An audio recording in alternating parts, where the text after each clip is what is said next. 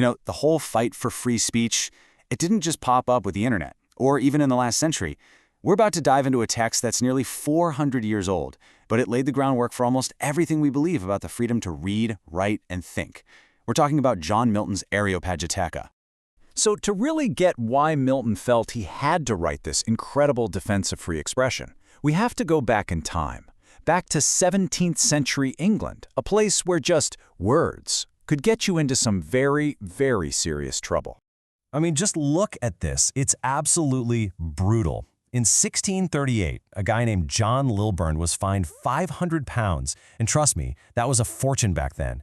And on top of that, he was publicly flogged for 2 entire miles through the streets of London. So you have to ask, right? What on earth could he have possibly done to deserve that? What was this terrible crime? It wasn't murder. It wasn't treason. His crime was importing unlicensed books. That's it. He brought books into the country that the government hadn't given a stamp of approval to. It just gives you this chilling idea of how tightly they controlled information. And this control became official with something called the Licensing Order of 1643. Parliament passed it, and it basically created a government censor board. Nothing, not a book, not a pamphlet, nothing could be printed unless it was first checked out and approved by the state. And this is where our hero, the poet and all-around genius John Milton, enters the story. He saw this law for what it was, not just some annoying rule, but a direct attack on truth itself. And he decided to fight back the only way he knew how, with words. Just a year after that law passed, Milton drops Areopagitica, and pay attention to that full title. It's a speech for the liberty of unlicensed printing, and it's addressed directly to the Parliament that made the law. I mean, talk about bold. This was a direct challenge to their authority.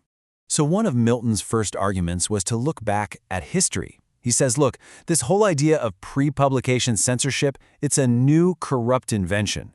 He claims it was started by the Catholic Inquisition, which for his Protestant audience was a major burn. He contrasts that with ancient Greece and Rome, where ideas and books were just allowed to be born into the world freely. But Milton doesn't just stick to history and politics. No, he goes way deeper. He gets right to the philosophical core of it all. What even are good and evil? And what does it really mean to be a good person? He uses this incredible image, saying that good and evil are like two twins cleaving together. You can't have one without the other. This whole idea of creating a perfectly pure world by just cutting out all the bad ideas, he says it's not only impossible, it goes against nature itself. And this right here, this is one of his most powerful points. He says he can't praise a cloistered virtue, a goodness that's been locked away and never tested. I mean, think about it. If you're only good because you've never been exposed to anything bad, is that really goodness? For Milton, that's a hard no. True virtue, real moral strength, comes from facing down bad ideas and freely choosing the good. Then he gives us this beautiful metaphor. Truth is like a streaming fountain. It's not some static thing that you can just put a stamp on and approve. No, it's alive, it's dynamic. And if you stop that flow with censorship, it doesn't stay pure. It stagnates and turns into a muddy pool of conformity and tradition. Truth has to be debated and challenged to stay fresh and alive. Okay, so Milton's covered the philosophy, but then he gets super practical. He basically turns to Parliament and says, look, not only is your law wrong in principle, it's also completely ridiculous and it will never, ever work. And you can almost hear the sarcasm in his writing here. He asks, okay, if the goal is to protect people from evil by banning books, shouldn't we also regulate music and dancing? What about all recreation, pastimes, even just daily gossip? I mean, bad ideas can come from anywhere, so trying to stop them by just banning books is totally illogical. And this is really the core of it. The problem isn't the book. It's about human choice. Milton's saying that banning books is basically an insult to the reason God gave us. We have to be trusted to figure things out for ourselves. And in the end, what's the ultimate cost of all this censorship? He calls it the fall of learning. For Milton, knowledge and faith are like muscles. They only get stronger when you use them, when you exercise them with debate and challenges. Censorship stops that exercise, and so learning and truth just wither away.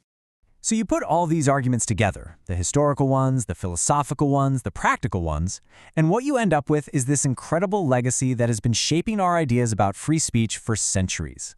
And this might be the most radical, most famous idea in the entire work. Milton says books are not just dead things. They have a potency of life in them.